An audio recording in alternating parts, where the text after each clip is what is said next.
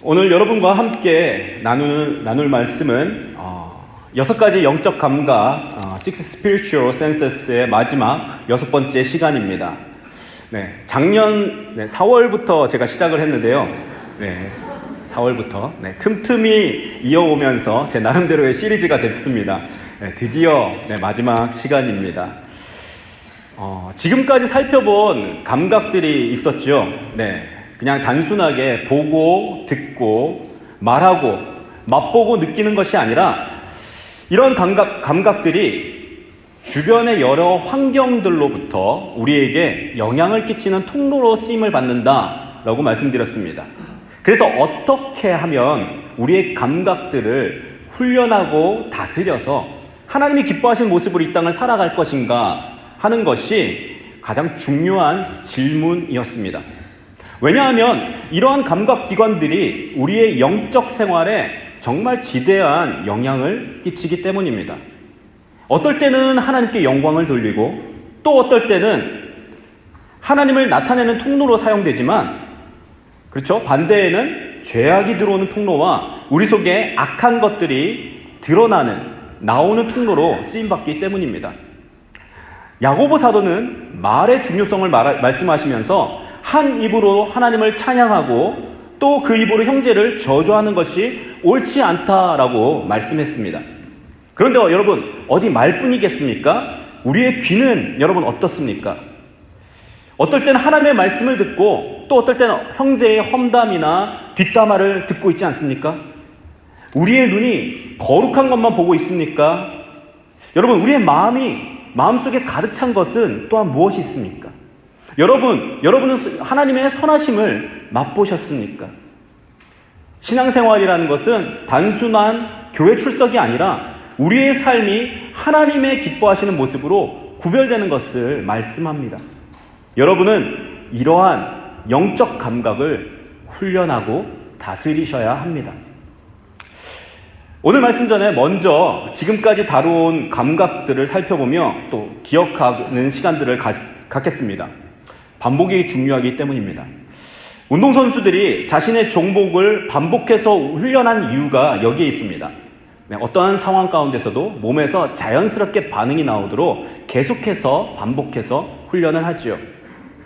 마찬가지로 우리 그리스도인들도 중요한 것은 반복해서 되새겨야 합니다. 여러분, 작년 4월달에 제가 말씀드린 걸 잘 기억 안 나시죠? 그렇기 때문에 우리는 기억해야 합니다. 첫 번째 말씀이었습니다. 첫 번째 감각은 마음에 관한 말씀이었습니다. 이제 좀 기억나십니까?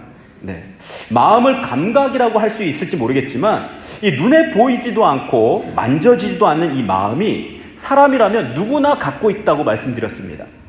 무엇보다 마음이 중요한 것은 이 마음이 병들고 망가지게 되면 바로 드러나는 것이 우리 영적 생활이 흐트러진다라는 것입니다.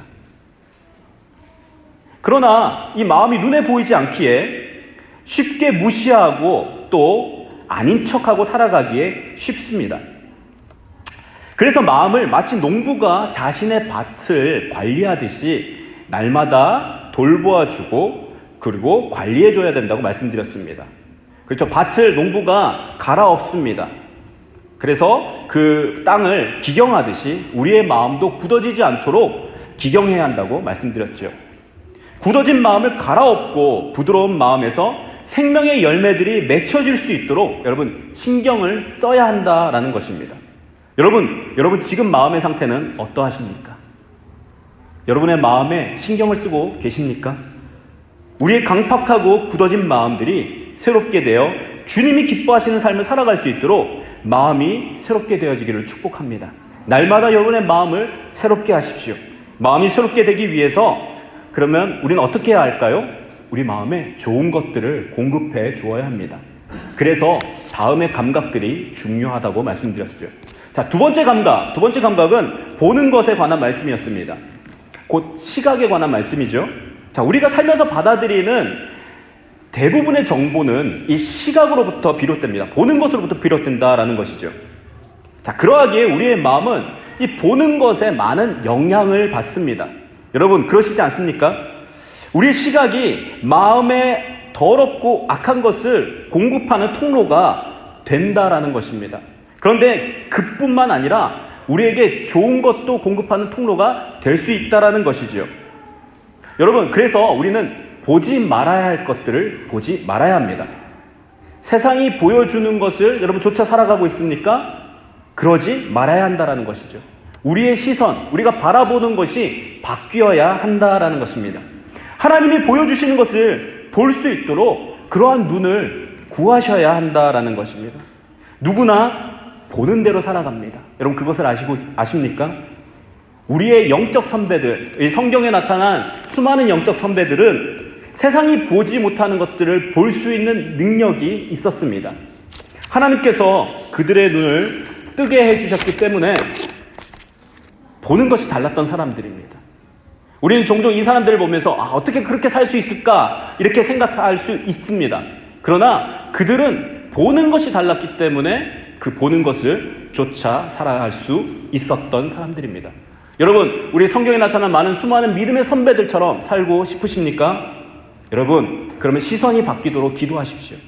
보는 것이 바뀌도록 내가 영적인 눈이 뜨여서 하나님이 보여주시는 것을 볼 수 있도록 여러분 그러한 눈을 구하시는 여러분 되시기를 축복합니다. 그러한 것이 바로 비전입니다. 비전을 가질 수 있도록 구하십시오. 네, 세 번째입니다. 세 번째는 듣는 것, 청각에 관한 말씀이었습니다. 여러분, 믿음이 어디에서 난다고요? 믿음은 들음에서 난다라고 말씀드렸죠. 그래서 무엇을 듣느냐가 정말 중요합니다. 무엇을 듣느냐가 우리의 믿음을 좌우한다라는 것이죠. 우리 믿음 많이 구하지 않습니까? 주님, 믿음을 더하여 주시옵소서. 내가 믿음이 없습니다. 여러분, 그러나 믿음을 구하기 이전에 여러분 하루 동안 어떠한 소리를 가장 많이 듣고 사는지 한번 살펴보시기를 바랍니다. 어떤 소리를 가장 많이 듣고 계십니까? 하나님의 말씀입니까? 아니면 세상의 소리입니까? 여러분, 잘못된 소리를 따라가면 망할 수밖에 없습니다. 거짓된 소리를 들으면 거짓된 믿음이 생깁니다. 오직 진리이신 하나님의 말씀만 들으십시오. 목자 되신 우리 주님의 음성에 민감해지십시오. 양이 그 목자의 음성을 듣고 따라간다고 그럽니다. 목자가 부르면 달려갑니다. 그와 같이 우리의 참 목자 되신 주님의 음성에 반응하여서 쫓아가는 사람들이 바로 그리스도인들입니다. 사랑하는 여러분, 듣는 것을 주의하십시오. 자, 네 번째입니다. 네 번째는 우리의 혀, 곧 말하는 것에 관하여 말씀드렸습니다. 자, 보는 것, 듣는 것이 마음으로 들어가는 것이라면 이 말은 마음으로부터 나오는 것이라고 말씀드렸죠. 곧 우리 각자의 마음의 상태를 잘 알려주는 것이 바로 여러분이 사용하는 말입니다. 여러분이 주로 사용하는 그 말로써 여러분의 마음의 건강을 알 수 있다는 것이죠. 또한 우리는 말을 주의해야 하는데 우리가 쓰는 말에 능력이 있기 때문입니다. 우리가 하나님의 형상을 닮았으므로 하나님께서 말씀으로 세상을 창조하신 것처럼 우리가 쓰는 말에도 능력이 있습니다. 그래서 우리의 말은 죽이거나 저주하는 말이 아니라 살리는 말을 해야 합니다. 축복의 말을 해야 합니다. 그래서 여러분, 오순절날 성령께서 임하셔서 그 사람들에게 가장 먼저 바꾸어 주셨던 것이 무엇인 줄 아십니까? 바로 입술이었습니다. 혀였습니다. 혀를 변화시켜서 방언을 말하게 하게 하셨다는 것이죠. 이와 같이 오늘도 성령께서 우리의 혀를 붙들어 주셔야 합니다. 우리가 사용하는 말이 바뀌도록 온전히 성령께 붙잡혀야 한다는 것이죠. 그래서 예수 닮은 자의 모습으로 예수님과 같이 말할 수 있도록 살아가는 사람들이 바로 그리스도인들인 것입니다. 여러분의 말이, 여러분의 사용하는 언어가 생명을 살리는 말로, 또한 하나님을 찬양하며 사람들을 축복하는 도구로 쓰임받도록 온전히 하나님께 맡기시기를 축복합니다. 네, 다섯 번째, 안 끝납니다. 네, 다섯 번째입니다. 자, 지난 3월 달에 제가 전한 말씀이었습니다. 이 미각에 관한 말씀, 맛에 관한 말씀이었습니다. 맛보는 것. 자, 무엇을 맛보는 것이었습니까? 바로 하나님이 어떤 분이신지 맛보아야 한다라고 말씀드렸습니다. 맛보는 것, 곧 하나님을 경험하라 라고 말씀드렸죠. 여러분, 지난 3월부터 약 7개월이 지났는데 그동안 하나님을 맛보셨습니까?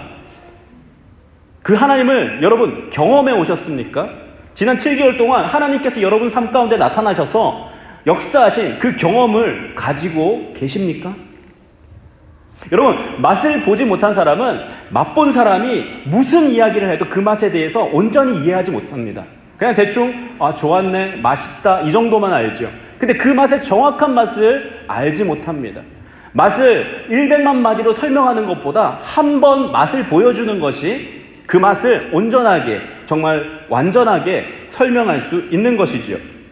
마찬가지로 하나님을 경험한 사람과 하나님을 경험하지 못한 사람은 엄청난 차이가 있습니다. 우리는 하나님을 경험하기를 맛있는 음식을 맛본 사람 같이 경험해야 하는 것이죠. 또한 그 하나님을 맛본 사람들은 세상 가운데 그 맛을 보여주는 사람으로 살아야 합니다.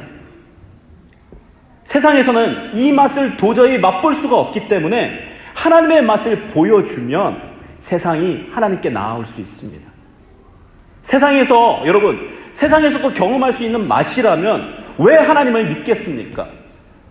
여러분, 세상에서 여러분이 누릴 수 있다면 왜 지금 이 시간 이렇게 좋은 시간 나오셔서 하나님을 예배합니까? 사랑하는 여러분, 하늘을 맛본 자, 하늘의 맛을 맛보고 하나님을 경험한 자가 여러분 한 사람 한 사람, 여러분 삶이 되시기를 축복합니다.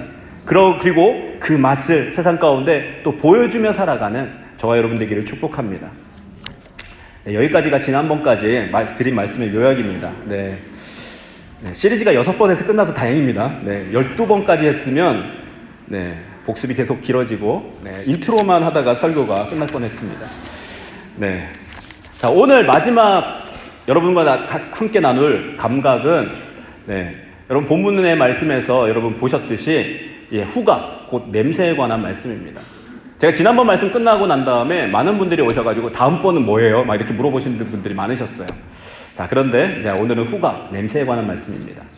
여러분 중에 특별히 냄새를 잘 맡는 분들이 계시죠? 또 다른 사람들보다 이 냄새에 민감하신 분들이 있습니다. 어떤 사람은 아무 냄새가 안 나는데 또 특별한 사람들은 오늘은 이런 냄새가 난다. 이렇게 냄새에 민감한 사람들이 있죠. 여러분 그거 아십니까? 저희 교회 조금만 다니시면 이 냄새에 민감하신 분들은 여기 앉아 계셔도 저 밑에서 오늘 점심이 뭔지를 알 수 있어요. 혹시 오늘 점심이 뭔지 아십니까? 드신 분들 빼고요. 자, 사람은 약 1만 개의 냄새를 탐지한다고 합니다. 태어날 때부터 민감한 감각기관이 바로 이 후각, 냄새를 맡는 기관이라고도 하지요. 갓 태어난 어린아이가 잘 보지는 못합니다. 시각이 그렇게 발달해 돼 있지 않다고 해요. 그런데 이 엄마의 냄새로 안정감을 취하는 것이 바로 어린아이의 그 감각기관 중에 하나입니다. 또한 이 냄새는 여러분 냄새를 맡으면 우리의 오랜 기억들을 끄집어낸다라고 해요. 여러분 어떤 냄새를 맡았을 때 좀처럼 하지 않던 기억이 되살아나거나 여러분 분위기나 그런 느낌들, 그런 추억들이 떠오르지 않습니까? 이 냄새 어디선가 맡아봤는데 그런 생각들. 평소에는 시각이나 청각으로 많이 영향을 받고 살아가지만 이 무의식 중에 우리의 기억을 사로잡고 있는 감각은 우리가 냄새 맡는 이 후각이라는 것입니다. 또한 우리는 사람마다 특별한 냄새, 곧 체취라고 하죠. 가 있다고 합니다. 여러분 옆에 있는 사람을 한번 옆 사람의 체취가 나십니까? 평소에는 우리가 화장품이나 뭐 이런 거 향수로 가리고 있지만 사람마다 이 독특한 체취가 있다라고 그래요. 그래서 그것으로 구분할 수도 있다라고 합니다. 자, 오늘 말씀은 여러분과 함께 이 그리스도인들의 체취, 그리스도인들이 풍겨야 하는 향기가 무엇이고 또 그 향기로 인해 영향을 받는 사람들에 대한 말씀입니다. 그 말씀 우리 함께 나눠보도록 하겠습니다. 우리 오늘 본문의 말씀 14절 말씀을 함께 읽도록 하겠습니다. 14절 말씀입니다. 시작. 그러나 우리로 그리스도 안에서 항상 승리하게 하시며 우리를 통해서 모든 장소에서 그리스도를 아는 냄새를 나타날 수 있게 하시는 하나님께 감사를 드립니다. 잠깐 이 오늘 고린도후서 말씀의 배경을 여러분하고 나누기 원합니다. 이 고린도 후서는 사도 바울이 지은 편지죠. 이 사도 바울이 많은 관심을 가지고 있던 그 교회 중에 하나가 바로 이 고린도 교회였습니다. 이 바울이 수많은 어려움 가운데 직접 세운 교회가 이 교회입니다. 그리고 최고의 동역자들, 바울의 삶 동안 가장 최고의 동역자들 중에 하나인 이 브리스길라와 아굴라라는 이 커플과 함께 동역하면서 세웠던 교회입니다. 여러분, 어려움이 많았기에 애정도 많았는지 모르겠습니다. 이 고린도 교회는 이 당시의 이 헬라 문화, 그리스 문화의 중심에 있던 교회였습니다. 이 지역 자체가 부유했기 때문에 사람들이 부유하고, 그래서 특별하게 필요한 것들이 없고, 사람들이 당시에 유행했던 스포츠 경기를 즐겼으며 문란한 성관계와 술 문화가 넘쳐났던 곳이 바로 이 고린도 지역이었습니다. 쉽게 말씀드려서 굳이 예수를 믿을 필요가 없는 동네였다라는 것입니다. 신앙생활하기 안 좋은 환경이라는 것이죠. 자, 이러한 곳에서 바울은 자신이 약하고 두려워하며 심히 떨면서도 복음을 전하였다라고 고백을 합니다. 이러한 곳에 교회를 세우고 바울이 1년 6개월을 머물면서 사역합니다. 그리고 그 후에 이 고린도 교회를 떠나서 또 다른 곳으로 가지요. 바울이 떠난 후에 이 고린도 교회에서 여러 가지 문제가 발생을 합니다. 그리고 그 문제가 바울에게 들려오죠. 그래서 바울이 그 문제에 대해서 써보낸 편지가 고린도 전서입니다. 여러분, 고린도 전서를 보면 바울이 이 고린도 교회에 있었던 여러 가지 문제에 대해서 답을 하는 그런 장이 계속 나타나죠. 당파를 짓는 문제, 음행의 문제, 소송하는 문제, 결혼의 문제, 우상의 재물을 먹느냐 마느냐의 문제, 그리고 주의 만찬을 어떻게 먹을 것인가, 또 은사와 부활은 어떻게 우리가 이해하고 그렇게 행해야 하는가, 헌금은 어떻게 해야 하는가라는 이 고린도 교회에서는 교회에서 일어날 수 있는 모든 문제가 있었던 교회였습니다. 그리고 그 문제에 대한 답을 고린도 전서를 통해서 사도 바울이 했지요. 자, 바울이 에베소에 있을 때 이 고린도 전서를 썼습니다. 그리고 얼마 후에 디도를 보내서 고린도 교회의 상황을 다시 듣기를 원했거든요. 편지를 써서 보냈으니까 그 모든 문제들이 해결되기를 원했던 것입니다. 당시는 이 교통이 그렇게 발달되지 않으니까 한 번 가면 언제 오는지 몰라요. 가는데도 오래 걸리고 오는데도 오래 걸리고, 그 다음에 가고 오는데 지금 어디쯤 오는지도 모르고 상황을 도저히 알 수가 없어요. 그렇기 때문에 디도가 당시에 더디 왔다라고 성경은 기록합니다. 디도가 더디 오니까 바울 또 그 상황 가운데 에베소에서 소동이 있고 핍박이 있으니까 바울은 에베소를 떠나 드로아를 거쳐서 마게도니아까지 내려갑니다. 위에서부터 이렇게 쭉 밑으로 내려가는 것이죠. 고린도는 그 밑에 있습니다. 그래서 그 마게도니아에서 디도를 만납니다. 그리고 고린도 교회의 소식을 듣지요. 그리고 다시 써서 보낸 편지가 바로 오늘 우리의 본문인 고린도 후서인 것입니다. 바울은 이 고린도 후서 초반을 쓰면서 자신이 아시아, 곧 에베소에 있었죠. 에베소에서 겪은 소동이 작은 것이 아니라 바울의 표현을 보면 살 소망이 끊어지고 자기 자신에게 사형 선고를 내려야 할 정도의 고난이었습니다 라고 고백을 합니다. 그러니까 죽을 뻔했다라는 것이죠. 죽기 직전까지 갔다라는 것입니다. 그러나 하나님께서 건져주시고 위로해 주셔서 지금 내가 여러분에게 편지를 씁니다 라고 고린도후서를 시작합니다.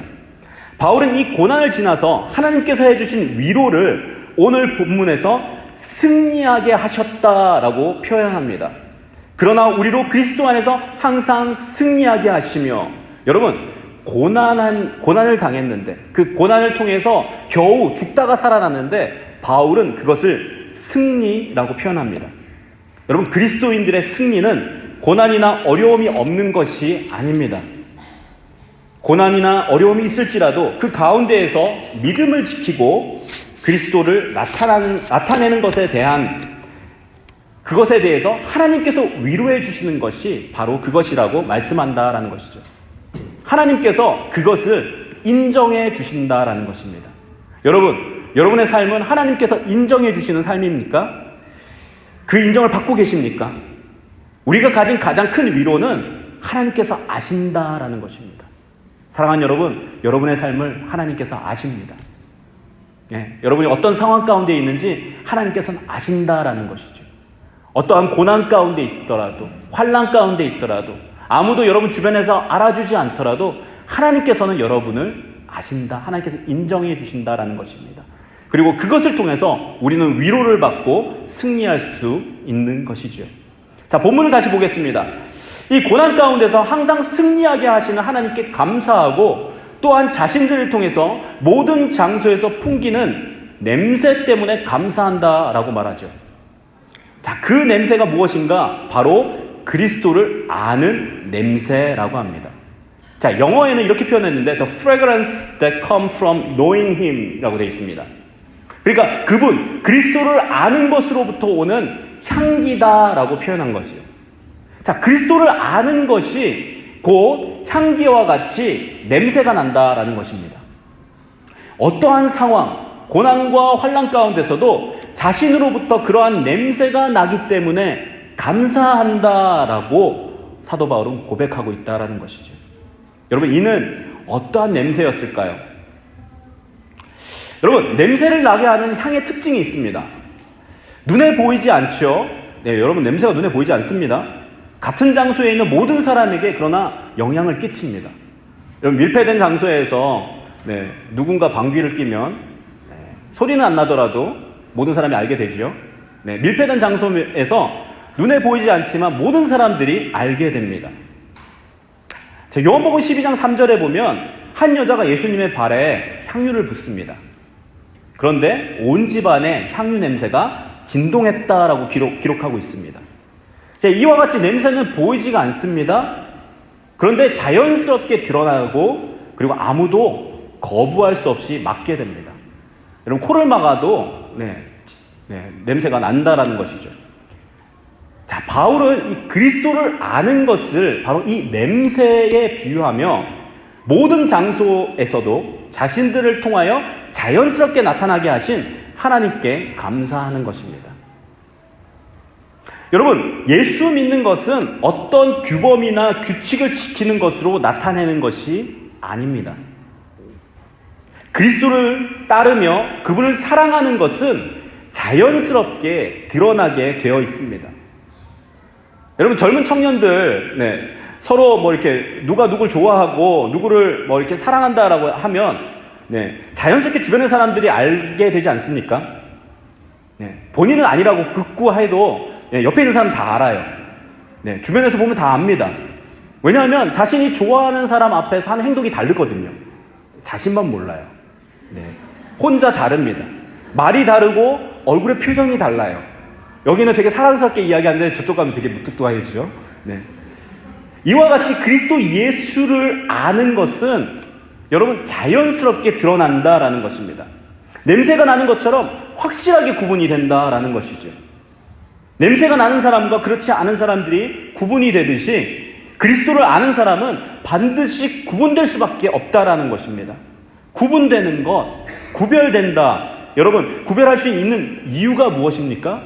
다르기 때문이에요. 분리된다라는 것입니다. 섞일 수가 없다라는 것이죠.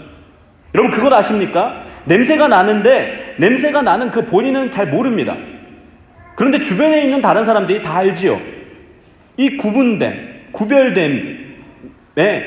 구별됨이 중요하다라는 것입니다. 이 냄새 난다는 건 구별된다라는 것이죠. 이 구별됨의 성경적인 표현이 바로 거룩입니다. 저희가 이번 달 묵상하고 있는 성경이 레위기죠. 생명의 삶에 여러분 레위기서를 묵상하고 있습니다. 레위기가 여러 제사와 이스라엘의 절기들로 가득 차서 막 어려워 보입니다. 나 묵상하려면 도대체 이게 무슨 뜻이야? 막 이렇게 할 때가 많죠. 그런데 이 레위기의 주제가 바로 이 거룩이고 구별됨입니다. 하나님께서 레위기를 통해서 이스라엘 백성들에게 가르치고자 했던 것은 주변의 다른 민족들하고 달라야 한다라는 것이었어요. 하나님의 백성은 다른 백성들과 구별될 수 있어야 하기에 하나님의 법도와 규례를 지켜야 한다, 지키도록 명령하신 것입니다. 이 다름, 구별됨이 바로 이스라엘 백성의 아이덴티티, 바로 정체성이었습니다. 이 아이덴티티, 이 정체성이 있어야 이스라엘 백성이 다른 백성들로부터 구분될 수 있다라는 것이죠. 여러분, 그리스도인의 정체성, 곧 구별됨이 무엇입니까? 여러분, 그리스도인은 어떠해야 합니까? 그리스도를 아는 사람과 그렇지 않은 사람을 섞어 놓으면 여러분, 구별할 수 있으십니까? 여러분이 그리스도를 아는 사람으로서 알지 못하는 사람들하고 섞여 있으면 누구든지 여러분을 구분해서 그리스도를 아는 사람, 기독교인, 그리스도인으로 이렇게 구별할 수 있습니까? 바울은 자신들이 어느 장소에 있든지 그리스도를 아는 냄새를 풍긴다라고 이야기합니다. 그리스도를 알기 때문에 당연히 나타나는 특징이 있다라는 것이죠. 이 특징이 구별됨을 낳는 것입니다. 여러분도 예수 그리스도를 아시지 않습니까? 그렇다면 이와 같은 특징이 여러분에게서도 나타나고 있어야 한다라는 것입니다. 바울과 같이 그리스도를 아는 냄새, 곧 구별됨이 우리 가운데서도 드러나기를 원합니다. 언제까지 숨어 있겠습니까? 예수 믿는 것이 언제까지 부끄러운 것이 되겠습니까? 예수 믿는다라는 것은 이 향기가 풍기는 것처럼 자연스럽게 우리가 의도하던 의도하지 않던 드러나게 되는 것입니다.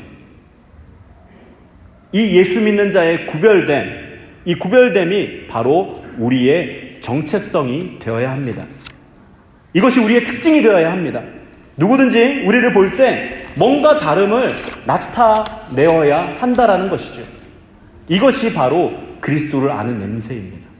가만히 있어도 우리를 통하여 예수 그리스도를 아는 이 냄새를 드러내므로 주변의 사람들에게 영향을 끼치는 여러분들이 되시기를 축복합니다.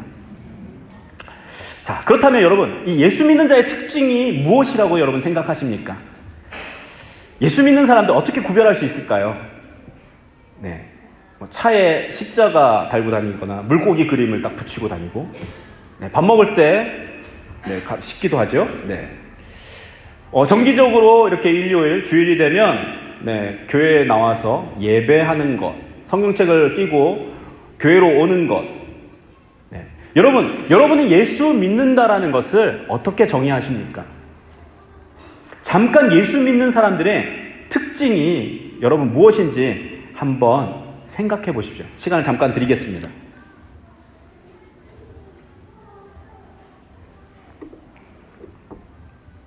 당연히 여러분, 예수 그리스도를 아는 이 냄새의 특징은 단순히 밥 먹을 때 씻기도 하고 성경책 가지고 주일에 교회 가거나 십자가 목걸이 하고 자동차에 물고기 그림 딱 붙이고 다니는 것이 아니라는 거 여러분 너무 또 잘 아시지 않습니까? 자, 바울은 어떻게 이야기하고 있는지 본문 15절 16절을 같이 보도록 하겠습니다. 우리 함께 읽도록 하겠습니다. 시작. 우리는 구원받는 사람들에게나 멸망하는 사람들에게나 하나님 앞에서 그리스도의 향기입니다. 그러나 어떤 사람들에게는 죽음에 이르게 하는 죽음의 냄새이나 어떤 사람들에게는 생명에 이르게 하는 생명의 냄새입니다. 누가 이러한 일들을 감당할 수 있겠습니까? 이 그리스도의 향기라는 특징, 이 특징은요, 냄새는 바뀌지 않는데 맞는 사람에 따라 결과가 다르게 나타난다는 것입니다. 어떤 사람에게는 생명에 이르게 하는 냄새로 나타나고 또 다른 사람에게는 죽음에 이르는 죽음의 냄새라고 합니다. 네, 우리 자매님들 향수 좋아하십니까? 네. 이 향수마다 향이 다르죠? 네. 그리고 사람마다 좋아하는 향이 다릅니다. 제가 이거 찾으면서 저도 처음 알게 됐는데 향수의 종류가 약 7,000개 정도 된다고 합니다. 네, 조금씩 달라서 7,000개 정도. 그런데 그 수많은 향들 중에 어떤 사람은 누구는 참 좋아하는 향이 다른 사람들에게는 좀 지독한 향, 무슨 그런 향을 좋아해 하면서 네. 어떤 사람은 너무 좋아해서 몸에 막 뿌리는데 그 사람 딱 등장하면 싫어하는 그러신 분도 있다라는 것이죠. 사람마다 향을 다르게 느낀다라는 것입니다. 이와 같이 그리스도의 향기도 어떤 사람에게는 생명의 냄새인데 또 다른 사람에게는 죽음의 냄새가 된다라는 것이죠. 여러분, 이 그리스도의 향기는 복음을 의미합니다.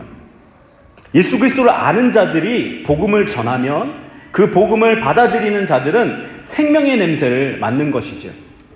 그런데 이 복음을 거부하게 된다면 죽음의 냄새를 맡는 것입니다. 자, 중요한 것은 무엇입니까? 복음을 전하는 것입니다. 복음을 나타내고 드러내야 한다라는 것이죠.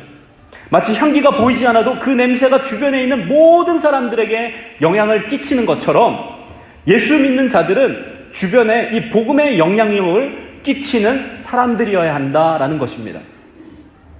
사도 바울이 말하는 이 그리스도를 아는 냄새가 바로 복음 전하는 것이었습니다. 하나님 앞에서 그리스도의 향기가 바로 복음 전하는 것이었다라는 것이죠. 바울이 말하는 자연스럽게 드러나는 그리스도인들의 특징은 여러분 어디에 있든지 무엇을 하든지 그것은 복음 전하는 것이었다라는 것입니다. 여러분 오늘날 아까 여러분 생각하셨던 예수 믿는 사람들의 특징과 어떻게 다릅니까? 여러분은 복음을 전하고 계십니까? 이 복음 전하는 것 바로 그리스도인들의 특징이었습니다. 사도행전 2장에 보시면 성령께서 임하시자 변화된 그리스도인들이 가장 먼저 했던 일이 예수 그리스도의 복음을 예루살렘에 전하는 것이었습니다. 가는 곳마다 복음을 전함으로 성경의 표현대로 온 성을 소동케 하던 사람들이 바로 이 그리스도인들이었습니다. 모이면 예배하고 기도하고 또 흩어지면 그곳에서 복음을 전하던 사람들 바로 그리스도인들이었습니다. 얼마나 이 사람들이 그리스도 가는 곳마다 그리스도에 대해서 이야기를 했으면 사람들이 그리스도의 사람들이라고 비아냥거리면서 붙여주었던 이름이 바로 크리스찬, 그리스도인이었습니다. 우리는 그냥 자연스럽게 나는 크리스찬이야, 그리스도인이야 이렇게 말할지 모르지만 원래 이것은 비아냥거리면서 그래 좀 맨날 그리스도 얘기하니까 그래 그리스도인이야 라고 붙였던 이름이 바로 이 이름이었습니다. 그리스도에게 미친 사람들이 바로 그리스도인이었던 것이죠. 여러분에게는 얼마나 이런 그리스도인의 특징으로 나타내며 살아가고 계십니까? 저는 여러분에게 오늘 단순하게 전도하자, 가는 곳마다 여러분 그리스도의 향기를 드러내자라고 간단하게 이렇게 정리해서 말씀드리는 것이 아닙니다. 전도하는 것은요, 밖으로 드러나는 특징입니다. 그런데 이 밖으로 드러나는 특징이 나타나기 위해서는 우리의 속이, 우리의 내면이 먼저 바뀌어야 한다는 것을 말씀드리고 싶습니다. 전도하는 것은 밖으로 드러나는 특징입니다. 전도하는 것은 우리의 열심이나 억지로라도 할 수는 있어요. 그런데 중요한 건 무엇인지 아십니까? 억지로 하니까 힘든 거예요. 하기 싫은 걸 하려고 하니까 잘 안 되기도 하고 기쁨이 없는 거죠. 그러니까 전도하자고 부르면 잘 안 나가게 되는 것입니다. 전도하는 것은 우리의 열심이나 억지로 할 수 있기 때문이죠. 자, 그런데 향기를 풍기는 것, 냄새를 나게 하는 것은 자연스럽게 여러분 있는 듯 없는 듯 해도 드러나는 것이죠. 이것은 우리의 내면이 바뀌지 않으면 될 수가 없는 것입니다. 냄새의 근원을 가지고 있으면 자신의 의지와 관계없이 냄새가 나게 되어 있습니다.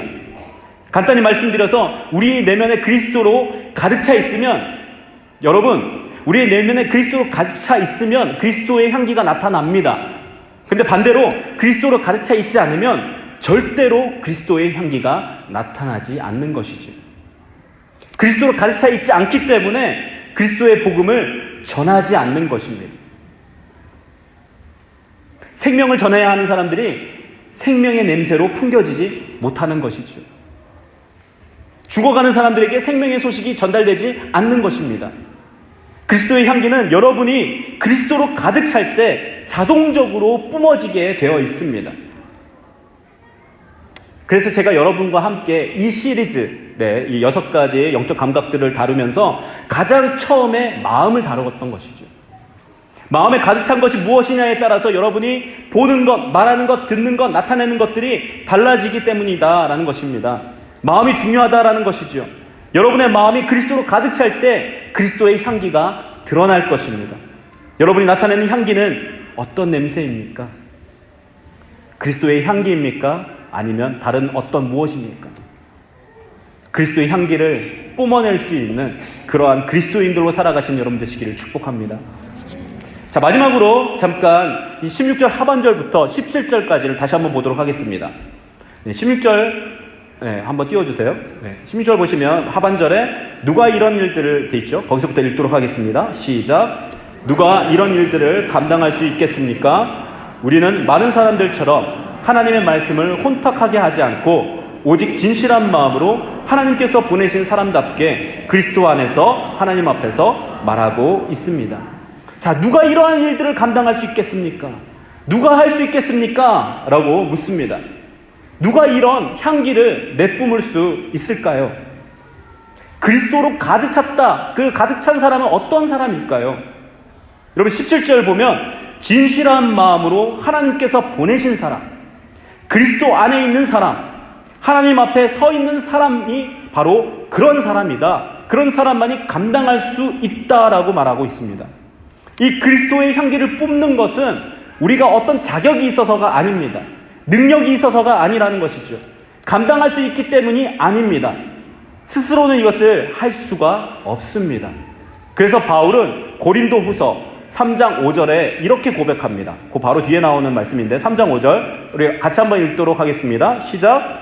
그러나 우리는 무엇이 우리에게서 나온 것처럼 스스로 자격 있다고 생각하지 않습니다. 우리의 자격은 오직 하나님께로부터 났습니다.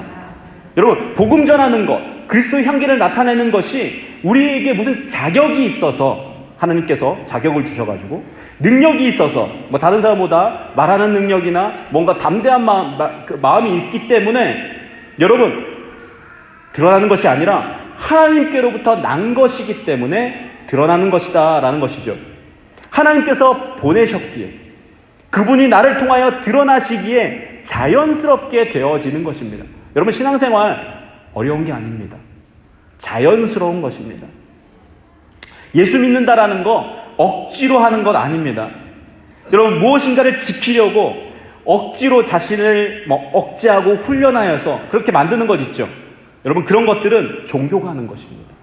사람들을 그런 것들로 컨트롤하는 것이죠. 그런데 여러분 기독교는 어떤 것인 줄 아십니까? 되어지는 것입니다. 그렇게 사라지는 것이에요. 물론 우리가 훈련해야 하는 부분들이 있습니다. 그러나 궁극적으로 기독교는 하나님의 은혜를 깨달음으로 변화되어서 그렇게 사라지는 것입니다. 내가 하나님을 사랑함으로 자발적으로 하나님이 기뻐하신 일을 하는 것이라는 것이죠. 그래서요, 여러분, 어떤 면으로서는 예수 믿고 예수 믿는 자로 살아가는 것이 아주 쉽습니다. 내가 원해서 되는 것이 아니라 그렇게 되어지니까요. 만약 여러분이 그리스도 안에 거하고 그분의 사랑과 은혜로 충만해 있다면 그리스도인으로 사는 이 삶은 매우 쉽다라는 것입니다. 그런데 우리가 그러지 못하잖아요. 그렇지 못한 것은 아직 버리지 못하고 그리스도의 사랑과 은혜로 충만해 있지 않기 때문입니다. 아직 우리의 자아가 죽지 않았기 때문에 그리스도의 향기를 드러내지 못하고 그러고 그러한 삶을 살아가고 있다라는 것이죠. 아직 내 마음대로 하고 싶다라는 것입니다. 내가 원하는 대로 살아가고 있다라는 것이죠. 자, 그래서 우리는 여기서 질문을 던져보아야 합니다. 그렇다면 어떻게 그런 삶을 살 수 있을까? 어떻게 하면 하나님이 기뻐하시는 그런 삶을 살 수 있을까요? 여러분, 바울은 거기에 대한 대답을 이렇게 하고 있습니다. 고린도후서 5장 14절 15절입니다. 우리 이 말씀 제가 좋아하는 말씀인데요. 우리 함께 한번 읽어보도록 하겠습니다. 시작. 그리스도의 사랑이 우리를 강권하십니다. 우리가 확신하건대 한 사람이 모든 사람을 대신해 죽었으니 모든 사람이 죽은 것입니다. 그분이 모든 사람을 대신해 죽으신 것은 산 사람들로 더 이상 자신을 위해 살지 않고 자신을 대신해 죽었다가 살아나신 그분을 위해 살게 하시려는 것입니다. 아멘. 예수 그리스도의 사랑이 강권한다라고 말씀합니다. 여러분, 강권이 뭐죠? 강하게 권하는 겁니다. 푸시하는 겁니다. 여러분, ESV 영어 성경에 보면 For the love of Christ controls us 이렇게 되어 있어요. 그리스도의 사랑이 컨트롤, 그리스도의 사랑이 조종한다라는 것입니다. 지배한다라는 것입니다. 내가 하나님의 뜻대로 살아갈 수 있는 것은 그리스도의 사랑이 나를 조종해서 그렇게 움직이게 한다라는 것입니다. 내 안에 있는 능력이 아니라 그리스도의 사랑이 나를 움직여서 그렇게 살아가게 한다라는 것이에요. 그리스도의 사랑이 여러분 무엇입니까? 15절 말씀처럼 그분이 누구죠? 예수 그리스도가 모든 사람을 대신해 죽으신 것이라는 것이죠. 모든 사람, 여러분을 위해서, 나를 위해서, 우리 한 사람 한 사람을 위해서 죽으신 것, 그것이 나를 움직여 가는 것이다 라는 것입니다. 여러분, 그리스도의 사랑을 아십니까? 여러분, 그리스도가 여러분을 사랑하셨다라는 것을 여러분 지금도 체험하고 계십니까? 예수 그리스도께서 여러분을 위해서 죽으신 것을 믿으십니까? 오늘 말씀을 시작하기 전에 인사하면서 하나님은 당신을 사랑하십니다 이렇게 인사했습니다. 그런데 이것이 그냥 우리의 입술로만 나타나는 그런 고백이 아니라 하나님은 진정으로 여러분을 사랑하셔서 그 아들을 죽기까지 우리에게 주셨다라는 것입니다. 이것은 예수님 처음 믿을 때 세례받기 전에 고백하는 문답이 아닙니다. 신앙이 조금 오래되면 당연한 것처럼 그 밑에 깔고 그냥 넘어가는 사실이 아니라는 것이에요. 예수께서 나를 위해서 죽으셨다라는 것은, 그분의 사랑을 경험하는 것은 우리 신앙의 기초이고 우리가 이 믿음으로 살아갈 수 있게 하는 동력인 것입니다. 여러분, 그 힘으로만이 그리스도인으로 살 수 있습니다. 여러분, 하나님 여러분 사랑하셨어요. 예수 그리스도께서 십자가에 달려 죽으실 만큼 우리를 사랑하셔서 그분의 전부를 주셨다라는 것입니다. 그런데 여러분, 그 십자가를 볼 때 여러분 아직도 눈물이 흐르십니까? 여러분, 그 십자가를 바라볼 때 하나님의 사랑을 경험하고 계십니까? 언제부턴가 우리는 그냥 그것은 당연한 것이라고 그냥 하나님 나를 사랑하셨다라고 그냥 지식적으로만 알고 있고, 그분의 사랑이 우리를 감동시키지 못하고 그분의 사랑이 우리를 이끌지 못하니까 여러분, 우리의 신앙이 점점 지쳐가고 있는 것입니다. 힘들어져 가고 있는 것입니다. 그 사랑으로 충만하지 않으니까 나의 힘으로 하게 된다라는 것이에요. 여러분, 하나님의 일을 내 힘으로 하니까 얼마나 힘들어요. 내 능력으로 하려고 하니까 안 되는 것이죠. 쥐어짭니다. 주님, 그렇게 이렇게 살아야 되는데 왜 안 되죠? 네, 하나님의 사랑으로 우리가 충만해 있지 않다라는 것입니다.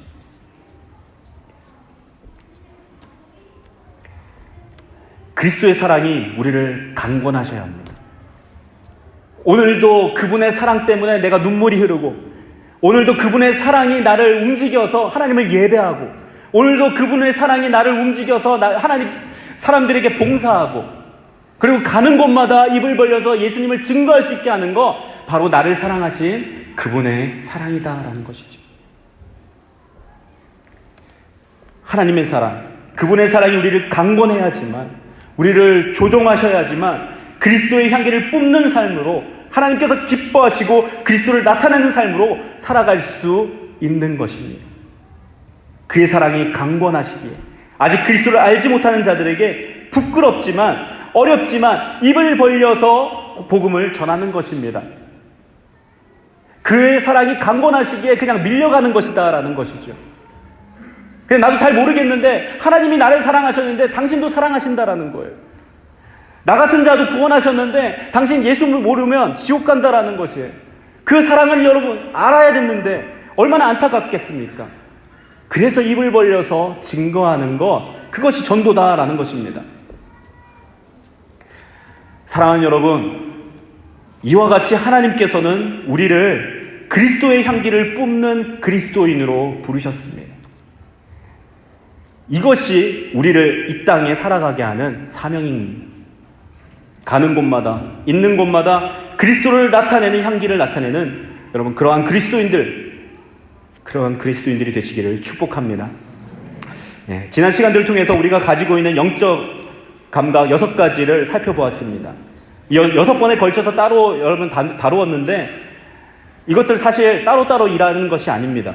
이 모든 감각들이 바로 여러분들이 될 수 있도록 만들어 가야 합니다. 이 감각들 훈련하고 절제하고 하나님께서 명하신 대로 다루어야 우리의 삶이 진정으로 변화될 수 있는 것이죠. 또한 그 감각들을 자세하게 살펴서 여러분 어디가 약점인지 아셔야 합니다. 약점을 알아야지 방어가 가능하거든요. 여러분이 말하는 것에 약하다면 훈련하셔야 합니다. 말을 절제하셔야 한다는 것이죠. 만약 여러분이 보는 것으로 범죄한다면 보는 것을 훈련하셔야 합니다. 여러분 듣는 것을 귀가 얇아서 잘 따라간다면 여러분 아닌 것은 귀를 막아서 아니면 그 자리를 피해서 듣는 것을 훈련하셔야 한다는 것입니다. 약점을 방어하십시오. 그러할 때 우리는 하나님이 기뻐하시는 참된 그리스도인으로 이 땅을 살아갈 수 있습니다.